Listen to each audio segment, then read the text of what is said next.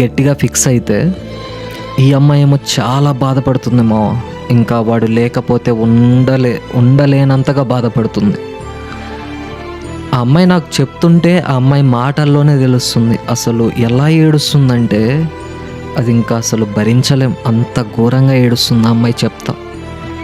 ఇంకా ఆ అబ్బాయిని మీట్ అవ్వాలని చెప్పేసి యాక్చువల్గా ఎక్కడి నుంచో విజయవాడ వచ్చి ఒంటరిగా విజయవాడ వచ్చి వాడిని కలవాలని చెప్పేసి విజయవాడ వస్తే వాడేం చేశాడో తెలుసా?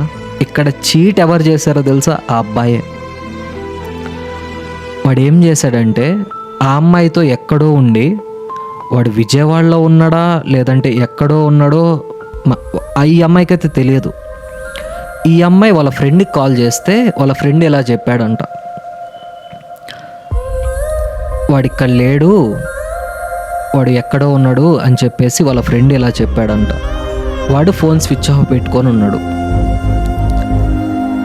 ఈ అమ్మాయి పాపం ఒంటరిగా ఎక్కడి నుంచో విజయవాడ వెళ్ళి ఒక్కటే రైల్వే స్టేషన్లో కూర్చొని ఏడుస్తుంది ఏడుస్తా నాకు కాల్ చేసింది. అసలు ఈ రోజుల్లో అంత మంచి పర్సన్స్ దొరకడం చాలా కష్టం. అలాంటి పర్సన్స్ని వీళ్ళు చీట్ చేస్తున్నారు.